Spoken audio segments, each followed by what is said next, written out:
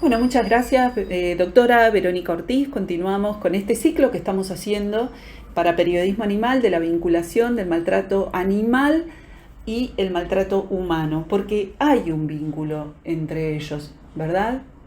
Sí, muchas gracias, Laura. Sí, hay un vínculo en cuanto a la expresión de la violencia, que se expresa en varios sentidos. Lastimar a los animales es uno, ya sea porque son el ser más vulnerable que tiene el violento cerca o por lastimar a otras personas. Entonces, cuando hablamos de usar al animal como objeto para lastimar a una mujer, por ejemplo, en el caso, estamos hablando de lo que se llama violencia vicaria. La violencia vicaria consiste precisamente en eso, en causarle sufrimiento a la mujer a través de lo que más le duela. Puede ser sus hijos, puede ser su animal de estima. En este caso nos estamos enfocando en los animales de estima. Es un tipo de violencia psicológica.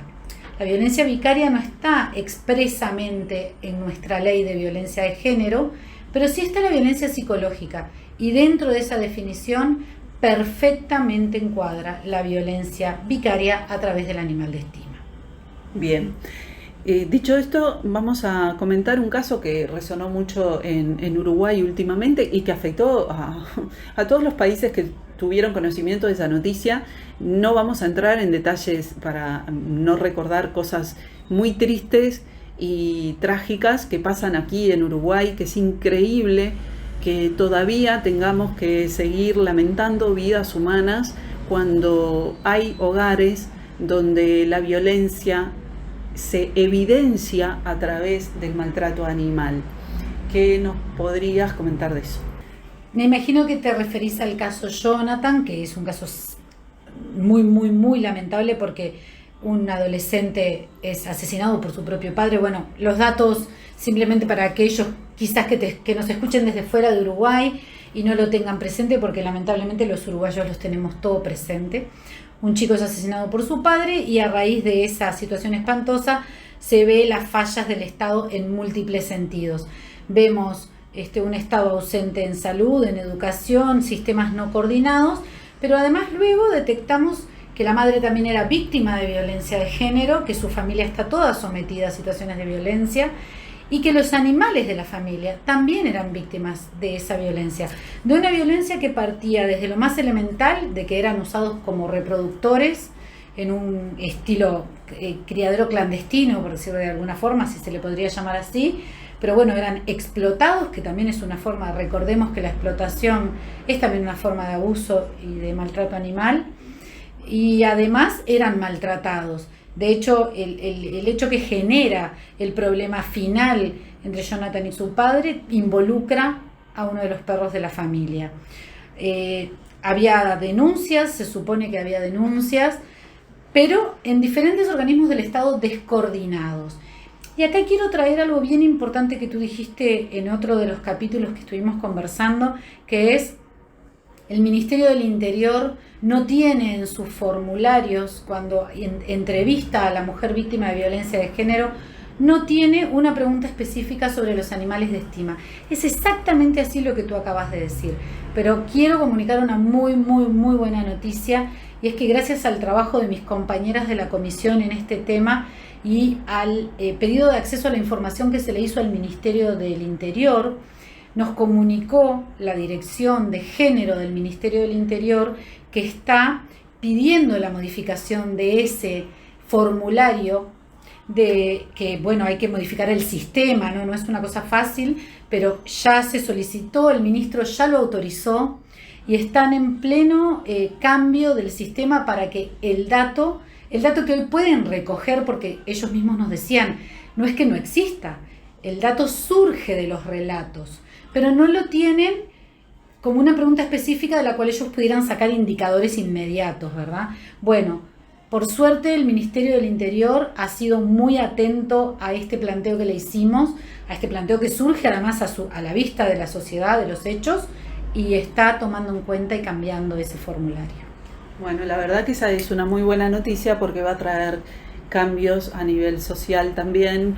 en el sentido de que cuando una persona haga una denuncia por violencia doméstica va a poder incluir el maltrato animal, que hasta ahora no se tiene en cuenta.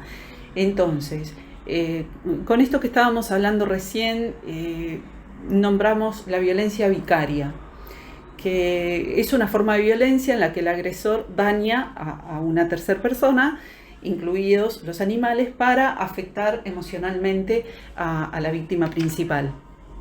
Entonces, ¿qué se puede hacer como desde el punto de vista legal aquí en Uruguay, como para que esto tenga mayor trascendencia? Esto que nos dijiste recién es una excelente noticia, que en los próximos tiempos se incorpore esa pregunta cuando se elabra el acta de denuncia por violencia doméstica. Pero ¿qué más podemos esperar, o qué más se puede lograr, mejor dicho, por parte de las leyes? Bueno, yo creo que ahora le toca un poco al MIDES. Creo que es importante que el MIDES también ponga un pienso en estas situaciones, con algo que también referenciamos anteriormente, que es la inexistencia de refugios para mujeres víctimas de violencia de género que puedan asistir con sus animales de estima. Creo que no es algo difícil. España tiene un programa, por ejemplo, que se llama Biopet, que es de hogares de asistencia, de acogida a animales víctimas de violencia de género. Entonces, la mujer se va a un hogar, de los que, por ejemplo, hoy ya existen, pero se va con la tranquilidad, con la paz de que su animal está, por ejemplo, en una casa, en una familia transitoria que la asiste, que la apoya desde ese lugar, la apoya dándole la tranquilidad de que su animal está cuidado, mientras ella, por supuesto, pasa todo el duelo que tenga que pasar y la reestructura emocional que tenga que pasar, y sale de esa situación de violencia y se rearma su vida como merece cualquier mujer que ha pasado por una situación, cualquier mujer que ha pasado por una situación de violencia, pero no tiene que tener la preocupación de qué está sucediendo con su animal ni ser víctima del violento a través de él. Por eso, esa es una opción. Otra opción sería que hubiera casas de acogida específicas donde las mujeres pudieran llevar a su animal de estima. Creo que yo principalmente lo que veo en nuestro estado es una gran falta de coordinación. No sé si es necesariamente crear más leyes. Creo que es ponerle pienso a las cosas. Y con otra cabeza, ¿no? Con una cabeza integral. Claro. O sea que la situación en realidad está un poco mejor, por lo menos está teniendo un rumbo que antes no existía, y de repente con el tiempo se logra cortar un poco con toda esa burocracia que hay para todo, porque siempre hay que esperar tanto tiempo para que las cosas se concreten, que al final se pierden en el camino muchas veces, porque las mismas personas que están creando o intentando hacer cambios, a veces terminan cansándose de tanto esperar.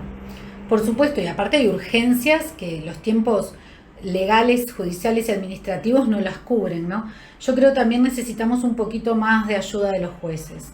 Hoy en día, cuando uno plantea que una mujer víctima de violencia quiere visitas o quiere tenencia o quiere el reintegro de su animal de estima, los jueces no están afines o no están siempre dispuestos a tomar una medida cautelar, por ejemplo, sobre el animal de estima. Dicen, no, el animal no es problema mío.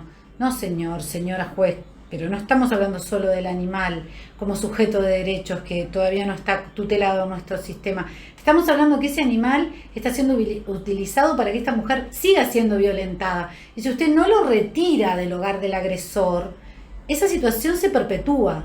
Entonces, creo que está sin, por supuesto, salirse del marco legal correspondiente, nadie pide eso, por supuesto, pero sí buscar la forma de interpretar a favor de la víctima de la mejor forma posible en nuestro sistema legal. Bien. ¿Algo más que quieras agregar, que no te haya preguntado, que te parezca importante para redondear este episodio de violencia vicaria? Creo que como sociedad tenemos que comprometernos más.